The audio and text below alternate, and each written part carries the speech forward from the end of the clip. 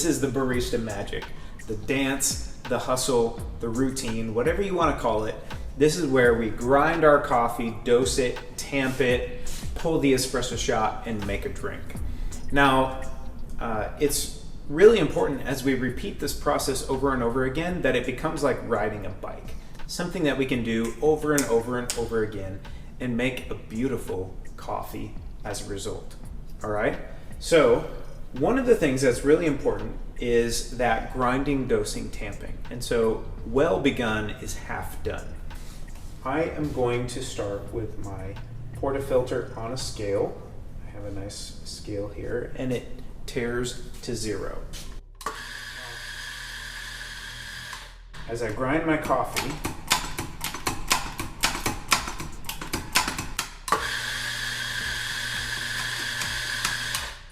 I'm going to fill my portafilter to full. Now it might be rounded, and depending on the grinder I have, I might throw that away. I might be able to put some back into the grinder. But what I'll generally do is a north, south, east, west, so that all of the corners, all of the edges of this basket are filled. And then I'll just do one nice level stroke to flatten my bed of espresso. Now, you can do that with various methods. You can kind of use a combing structure with a V shape in your hand. You can do the north, south, east, west. There are lots of ways to do this, but the goal is to not dig into the coffee. So your finger, depending on how you flex it or how you move it, you can make it rounded, you can make it straight. Just kind of do a relaxed finger for the north, south, east, west, and then you have a straight surface by which to comb that coffee across. Now with your portafilter, it's really important that you find a way to hold your portafilter so that it's comfortable in your hand. You may need a longer or shorter stem depending on the size of your hand, but what you want to do is you want to kind of find a 3-point grip. Okay, so with a 3-point grip, you have a 1, 2, 3 triangle, and with a triangle, you can feel if you are level or not on a flat surface. So the goal of finding a triangle grip for the front here is that you have 3 points of contact.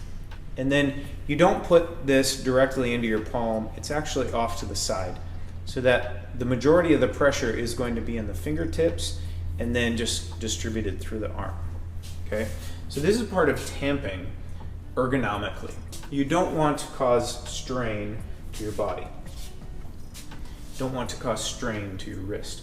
So my first goal is just to put the tamp into the portafilter and let gravity do the work. Okay? So it's level, and I'm going to bring my 3-point grip here onto the surface. So I'm touching the top of my portafilter. And by touching the top of my portafilter with these 3 fingers, I can tell if I'm level or if I'm not level. And then I'm right-handed, so I'm using my right hand to tamp, and I'm going to lean in with my shoulder. I'm not going to press with my elbow or my wrist, because if I do that and make 50 coffees, 100 coffees, 200, 500 coffees, depending on how busy your cafe is, you're going to get wrist pain or elbow pain. I can do this if I was left-handed too. So I'm going to take my 3 fingers, I'm going to find my points of contact here, and now this arm is just creating a 90-degree angle with me in the bar. I'm going to lean into my coffee. So as I lean into this, I'm using the weight in my shoulder. The weight of my shoulder and my body is much better for pressing this coffee. And I can tell with my 3 fingers as I kind of make a circular motion around the rim of the portafilter that I'm level.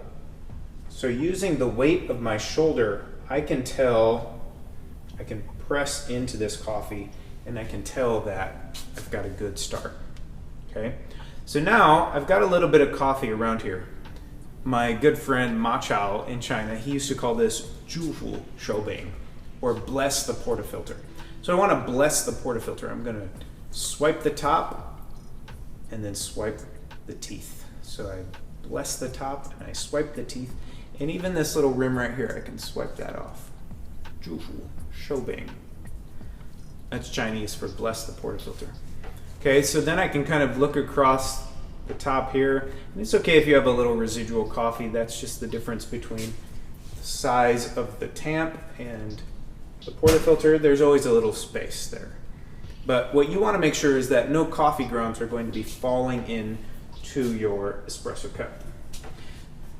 Now, if this is prepared correctly, before I brew espresso, I want to make sure I flush or purge my group head. So I'm going to turn this on, let some hot water run, and the drip finishes. Now by doing that, I have ensured that my group head is hot and it's ready to receive the espresso.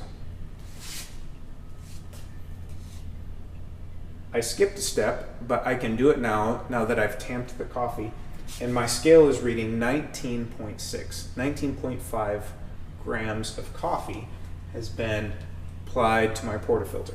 So if I brew at a 1-to-2 ratio, that would be 39 grams of espresso. I like a 2.5 personally, so I'm not going to go for a 39, I'm going to go for a 48. Let's do a 48.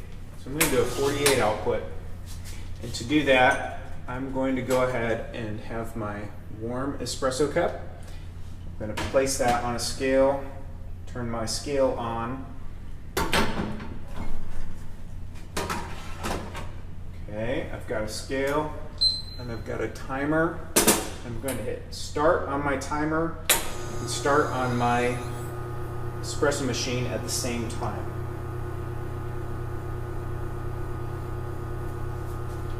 All right, now if I extract this coffee for 25, 30 seconds, I'm going to find out how much, 35 even, there are different times that you can extract your coffee. I'm going to figure out how much time it takes me to achieve that 48 grams. So I said 48 grams. I had 19 in, so 19, 38, 47, 48. This is actually a really long espresso shot. Okay, so let's go to 45 grams. Awesome. 45.3. Now that was a long espresso shot, 49 seconds. But I will tell you, and if you've already watched the previous videos, you know that this is an older blend of espresso beans that I've worked to calibrate. I don't have any fresh coffee on hand because we're in the middle of this COVID crisis and things are kind of crazy. But you can see here, I've got some nice crema on top, some good bubbles there. You know, it's nice and sticky as I spin it around here. Kind of coats the top of the, it's good. I don't have any marbling and I don't have any black tiger stripes.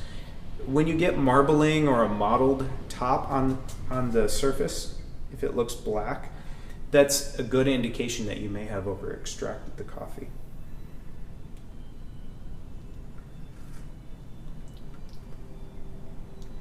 The flavor is really strong.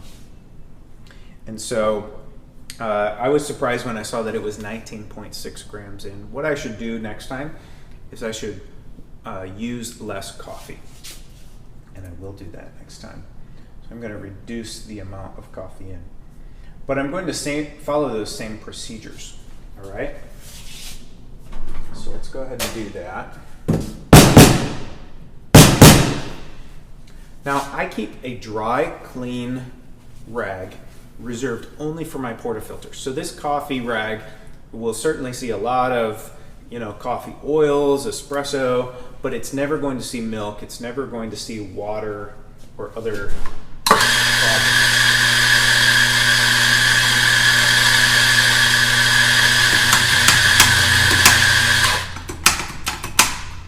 Okay, so I pushed tare on my scale again.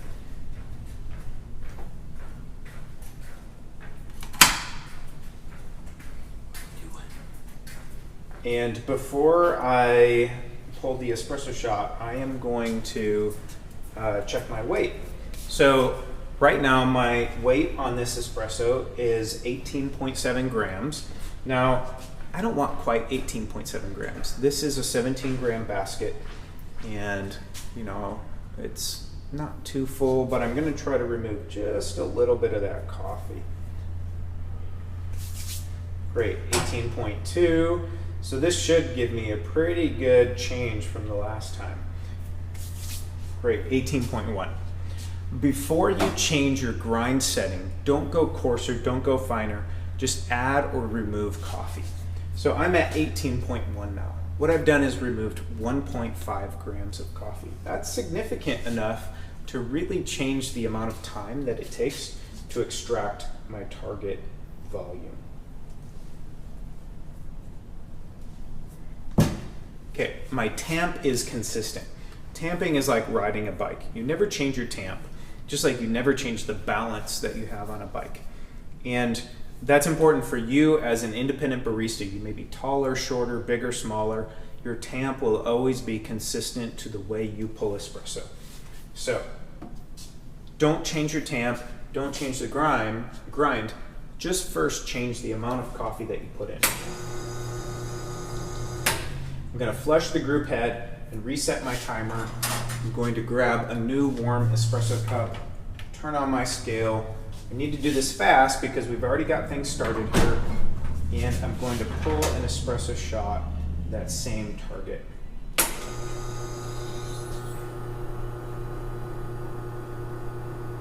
Good. Now the espresso started flowing much quicker than it did the last time, and it still starts out with this kind of thick, dark, almost black, molasses-like flow. But it's already turning into a nice caramelized flow, and I know that it's going faster. The reason for that is that there's less coffee in the portafilter bed, so it's creating less resistance against the water as the water tries to force its way through. Now, I didn't tell you before, but last time on my timer it was over a minute long, and that's just way too long. Okay, so this time we're going to go for the same, and we're right around 47 seconds. It's still really long.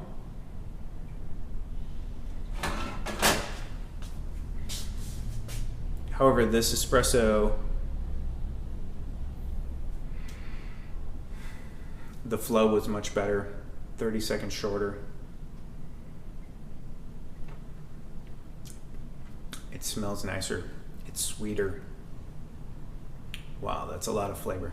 If I put this on milk, if I had any kind of syrups or flavors in it, it'd be fantastic.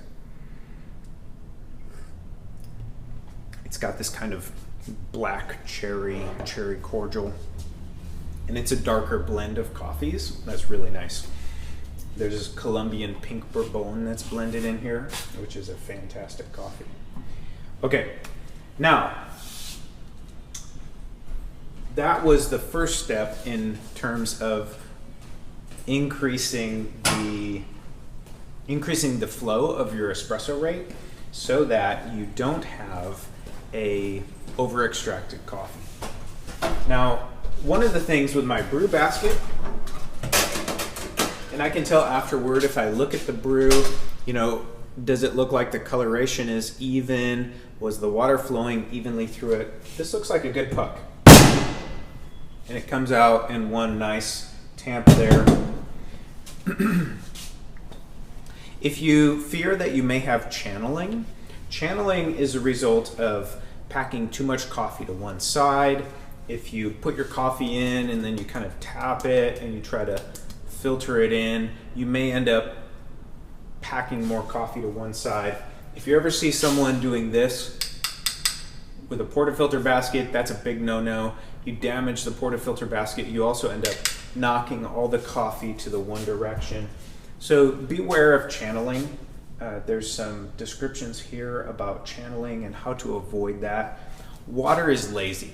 And so if I'm knocking the coffee that direction, water is going to come this direction where there's less coffee. It's going to find the path of least resistance. Just like the way water flows down a mountain, the way water carves a river, it avoids the rocks and it works through the soft sand and soil. So as you distribute your grounds across the coffee bed, just make sure that they're nice and even. You want coffee everywhere. As you tamp, you're going to let gravity first do the work, and then you're going to find your 3 points of contact, and you're going to lean with your shoulder, not with your wrist or elbow. These are really important. Now, when you look at the extraction, that first one was just drip, drip, drip, drip, black. That was a pretty clear indication of over extraction. The second one started slowly but consistently with that ideal kind of dark mahogany, and then it moved into a golden caramel, and then a thinning, and then it was finished. Now, if I just go straight to golden, it's going to be under extracted. So you can tell a lot by looking at your coffee, and you get to have a feeling. If it's a darker or lighter roast, you will know what your coffee should be looking like. And then finally, when you go to calibrate your coffee and you say, there's still nice crema on top of this. This is great. It's just been sitting there. If you say, I want my coffee to taste sweeter, I want my coffee to have more body or more flavor, the first step is you just change the dosage. If you want it to go faster, just put a little less in the basket. If you want it to go slower, put a little more in the basket. If you put 1 or 2 grams over the stated, so this is a 17 gram basket. If I do 18, 19, and it's still way too fast, then I should make this more fine. If I put 17, 16, 15, and it's way too slow, then I probably need to grind more coarse. So just go ahead and first change your dosage, second, change your grind, all right? And then your tamp never changes. We've gone through a lot here on calibrating your espresso and how to pull the proper espresso shot. You may have questions and comments. Please leave them below and we will get to them.